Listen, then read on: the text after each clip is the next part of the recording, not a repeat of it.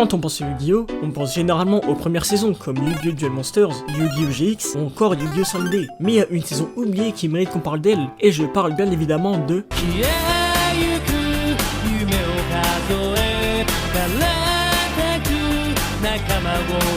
Si vous avez jamais vu ni même entendu cet opening, c'est normal, il s'agit de la saison 0 du Yu-Gi-Oh! Qui avait un aspect plus sombre, et c'était ce à quoi devait ressembler Yu-Gi-Oh! À la base, des jeux des ombres assez violents qui étaient même censurés dans l'adaptation en animé faite en 1998 par la Toei, avant de se concentrer uniquement sur des duels de cartes, avec Duel Monsters sorti en 2000, et à partir du tome 1000 dans le manga. Il y a donc eu 2 années d'écart entre la saison 0 et Duel Monsters, ainsi que 2 autres années entre la saison 0 et sa parution en manga faite en 1996, écrit par Kazuki Takahashi. Mais du coup, de quoi parlait la saison 0?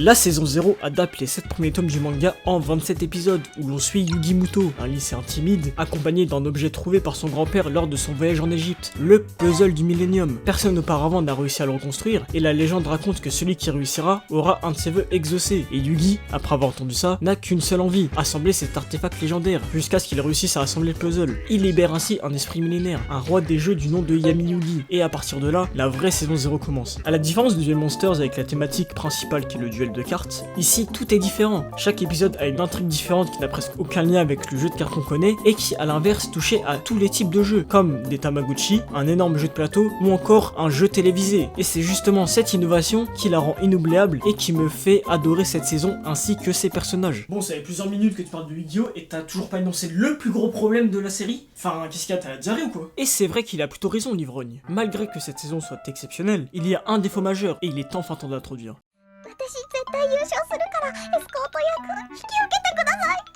Miho Nosaka fait partie du groupe des personnages principaux de la série, en compagnie d'Anzu, Jonochi et Honda, qui forment les 5 doigts de la main. Mais bon, on va peut-être devoir en putain de doigts à ce rythme-là. Beaucoup de trucs ne vont pas avec ce personnage qui salisse beaucoup. Son caractère de kawaii girl avec sa voix aussi aiguë que la mienne, alors que c'est une lycéenne et que je vais avoir 19 ans. Putain. Et sa naïveté absolument insupportable tout au long de l'animé. Genre tu remarques pas le danger peut-être. Mais il a l'air super gentil ce lycéen. Il a pas du tout l'air d'un mec dangereux avec une noble personnalité. En plus d'être super mignon.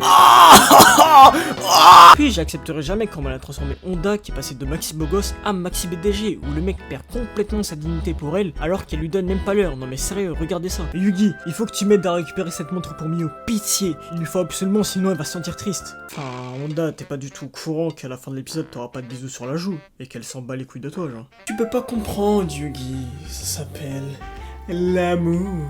Mais ferme-la, espèce de PDG de merde! Malgré le fait que je l'ai critiqué, elle a des scènes sympas, et bon, même si ces scènes sont pas aussi mémorables que celles d'Anzu ou Jonochi, elles ont le mérite d'exister, et permettent de la propulser sur les devants de la scène, comme son passage au Desti, où elle sauve le groupe des mercenaires engagés par Kaiba, qui d'ailleurs, comme Mokuba, a les cheveux verts avant de passer au brun dans Duel Monsters. Ils avaient peut-être peur de faire concurrence. Ou encore l'épisode Capmon qui montre que ce n'est pas qu'une fille fragile et pas juste une Anzu-like complètement oubliable et qu'elle a quand même un semblant de personnalité malgré tout ce que j'ai pu dire sur elle. Puis je relativise en disant qu'elle s'est complètement faite supprimer en passant à Duel Monsters, donc riposo Mio, riposo. C'était le plus gros problème de la saison 0 du Yu-Gi-Oh! Et j'espère que cette vidéo vous aura plu. Elle est assez différente de ce que je fais sur ma chaîne, car de base elle devait se retrouver sur la chaîne principale. Mais gérer 4 chaînes commençait à être compliqué, j'ai donc préféré délaisser la chaîne pour poster plus de vidéos où je raconte des histoires sur des jeux vidéo ou sur des animés. Parler de Yu-Gi-Oh! Est quelque chose qui me passionne et j'aimerais bien continuer à en parler sur cette chaîne en faisant plus de vidéos dans ce style et j'espère que vous serez au rendez-vous pour suivre ça. Mais du coup, c'est quoi ton épisode préféré de la saison 0? Me dis pas que c'est le... Je me sens comme Edouard, comme Finn et comme Link. Arrête de mytho dire que c'est qu'une fille. Il m'attend.